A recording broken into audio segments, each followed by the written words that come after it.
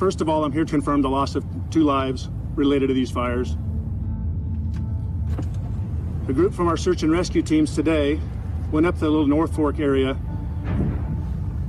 When they arrived, they did find the 2 victims in a vehicle. We also fear that this is not going to be the only folks that we find deceased up there. We are in a rescue mode right now, keeping the public out of harm's way in front of the fires. That is our sole focus for now. We're going to see and continue to see a lot of devastation and loss of life. Last night, a couple cars came up with their blue lights and their weird sirens, and they just said, everybody out.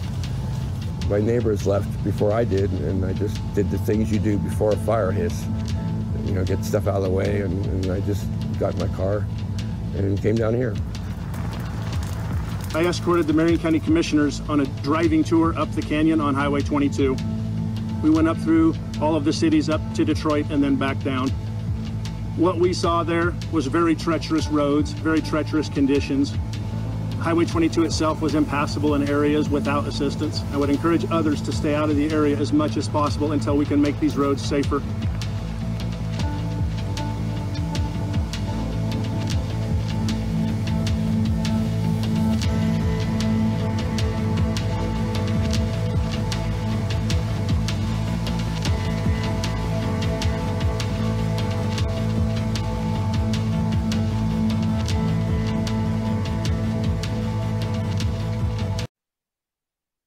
In the afternoon, we had reports that firefighters were disengaging from part of the fire lines outside of Clackamas County. So what does that mean when we hear firefighters are disengaging? Isaac, can you hear me?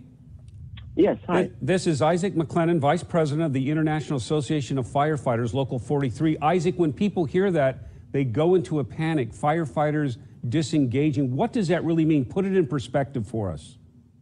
Yeah, absolutely. And look, I'll start by saying firefighters in the state of Oregon, like myself, we put ourselves in harm's way to protect life, property, and the environment in that order. And in this instance, this firestorm is something like we've never seen before. And right now, what we have is 2 very large fires that are converging and producing a weather pattern, something that's very unstable. And the last thing we want to do is put firefighters in harm's way such that they have to, be right there in that firestorm, that very unpredictable state, something that we're not, the weather folks that are looking at this are the ones that are really making the call here. So as a firefighter, the frustration level must be extremely high. Oh, absolutely. We love doing our job. We love serving and protecting Oregonians and their property. It's something that we all do with a lot of pride. That being said, we all want to go home to our families at the end of the day. And so if the experts are seeing things that look very unstable or unsafe, they take that very seriously. And we want to make sure firefighters stay safe out there. Hey, Isaac, in your years as a firefighter, have you, your brothers and sisters, firefighters, have you ever seen anything like this? I've definitely been considering that over the last couple of days as this has unfolded, and the answer is no, quite simply no. I'm a born and raised Oregonian for over 40 years. I became a firefighter at a very young age, and no, I've never seen anything quite like this. What's it going to take? I know you're not in the fire leadership here on these commanding these fires, but what's it going to take for you guys to go on the offensive? Well, what we need to do is we need to see a change in weather, and we're still on the offensive. I mean, you've got fires burning. There's many fires that are burning across Oregon, right? So our 3,500 plus firefighters that are professional firefighters in Oregon are all working not only in their own communities, but they're all sending resources to these fires across the state. And so we are aggressively attacking these fires in some areas, but maybe just not right in that spot where you see those weather patterns that are very unstable, very unpredictable. We desperately want to save these houses, these communities. These are our communities. We have over 260 of our own firefighters. Their houses are in jeopardy. So while many of them are on the front lines fighting these fires. So while their own homes and families are at risk, they're out there serving. And so these are our communities as well, and we want to protect them. Well, Isaac, thank you so much for putting that into perspective, and our thoughts are with you, your fellow firefighters out there on the front lines, risking their lives to save other lives, as they do every day, but especially now. Thank you. Absolutely. Yes, thank you very much. Have a good evening. You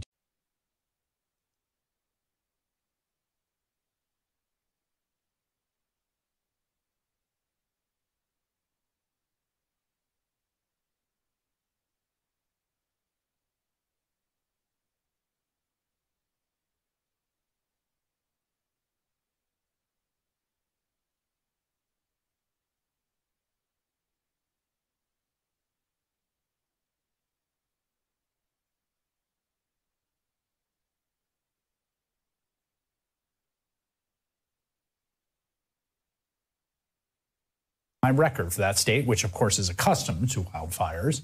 In Washington state, more acres burned in just one day than firefighters usually see all year. In Oregon, nearly 1 million acres have burned. The state has never had so many uncontained fires in its history. This is absolutely not normal. Huge areas in the western part of the country are engulfed in flames, and plumes of smoke have floated as far east as Alabama. So as we continue to watch the grinding disaster of our catastrophic COVID response, we're reminded of the other impending and ongoing catastrophe that will dwarf COVID in scope. Joining me now, New York Times opinion writer Charlie Wurtzel, who captured the destabilizing experience of living through this era of uncertainty. It doesn't just approach and then go away, leaving disaster. It is a rolling disaster that sits there and it hovers, and it sort of, it's like an Instagram filter for your life that is apocalyptic. And it really drives home this anxiety that what we've done to our planet may be irreversible. And I think that if more people experience that particular climate disaster, then yes, I think maybe we would be talking about it a little bit differently. There's this amazing sort of quote from a woman in Oakland, a mother. She says, "We're in a pandemic and a heat wave, and we don't have air conditioning. We can't open the window. We're trapped. We're hot, and no one can come over to play." I mean, everything that happens now is stacked atop the pandemic and the absence of normalcy and the absence of sort of physical camaraderie you can have with other people. And it makes coping with things all that much harder.